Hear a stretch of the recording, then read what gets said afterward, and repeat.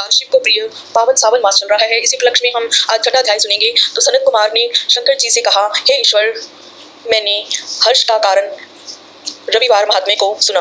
अब आप श्रावण महीनों के सोमवार व्रत के महात्म को कहें। ईश्वर ने सनत कुमार से कहा, हे सनत कुमार, रवि मेरी आंख है, उनका श्रेष्ठ महात्म है। पार्वती के सहित क्या इस मेरे सोमनाथ का महत्व का वर्णन हो सकेगा? मुझसे इसके महत्व का जो कुछ वर्णन हो सकेगा उसे आपसे मैं कहता हूँ। चंद्रमा का सोम नाम है, ब्राह्मणों के सोम राजा हैं। यज्ञ साधन सोमलता का नाम है। इन नामों के कारण को एकाग्र होकर मुझसे सुने। यह बार मेरा स्वरूप है, अतः सोम इनका नाम कहा गया है। हे विप्र, इसकी व्रत विधि सुनो। मैं विस्तार से आपसे कहता हूँ। 12 महीनों में सोमवार व्रत करना उत्तम है। यदि 12 महीनों में व्रत करने की समर्थ न हो तो श्रावण मास में सोम का व्रत करें। उस मास में सोम का व्रत करने मात्र से 1 साल व्रत करने के बराबर फल का भागी हो जाता है। और श्रावण शुक्ल पक्ष के प्रथम सोमवार के दिन सोम व्रत का संकल्प करें कि सोम का व्रत करूंगा। इस व्रत से शिव प्रसन्न होते हैं। चारों सोमवार के दिन सुबह संकल्प करें।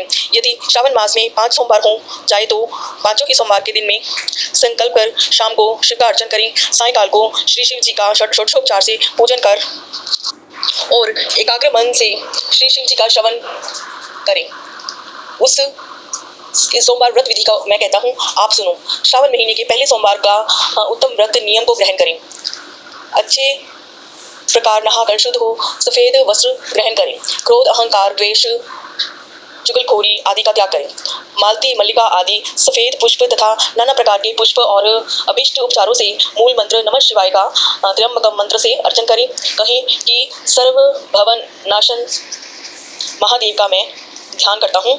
उग्र उग्रनाथ शशिमौली का ध्यान करता हूँ। रुद्र नीलकंठ शिव भवहारी का ध्यान करता हूँ। इसी प्रकार देवेश का मनोहर उपचारों से अर्चन करें तथा अपने चित्त के अनुसार इस व्रत को जो करता है उसके पुण्य फल को सुनो। सोमवार के दिन पार्वती के सहित शिव का अर्चन जो करते हैं वो प्राणी पुनरावृत्ति से रहित दुर्लभ लोक प्राप्त कर लेते हैं। इस महीने में नक्त व्रत के पुण्य को संक्षेप पत्र से कहता हूँ। देव तथा दानवों से 7 जन्म अभेद्य जो पाप हैं वे सब नक्त भोजन से नष्ट होते हैं। इसमें कोई विचार न करें। उस उत्तम व्रत को उपवास द्वारा करें। पुत्र इच्छा वाला पुत्र और धन इच्छा वाला धन प्राप्त कर लेता है। प्राणी जिस वस्तु की इच्छा कर लेता है उसे वह फल प्राप्त हो जाता है। इस लोक में बहुत समय तक रहकर अपने इष्ट भोग पदार्थ को भोग अंत में उत्तम विमान द्वारा रुद्र लोक में जाकर पूजित हो जाता है। मन धन और जीवन को चलायमान जानकर प्रयत्न से व्रतोद्यापन करें।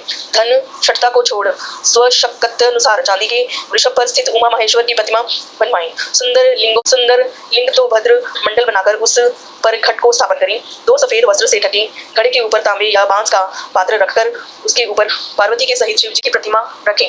श्रुति स्मृति और पौराणिक मंत्रों से शिव का अर्चन करें। पुष्प का मंडप बनाकर उसके ऊपर एक रमणीक चंदव बांग दें। रात के समय गीत तथा वाद्य शब्द द्वारा जागरण करें। अपने गुह सूत्र विधान द्वारा बुद्धिमान अग्नि का स्थापना शर्व भवनाश आदि 11 नाम से करें। पलाश की लकड़ी से 108 आहुति दें। यब ब्रीहि तिल आदि द्वारा आप्यायस्व इस मंत्र से हवन करें। पूर्ण आहुति कर्म कर स्विष्टकृत आदि आहुति करें। आचार्य का पूजन अर्चन कर गो आचार्य को दें। रमणीय ब्राह्मण 11 ब्राह्मणों को भोजन कराकर उन ब्राह्मणों को 11 घड़ा बांस के पात्र सहित दे पूजा करें।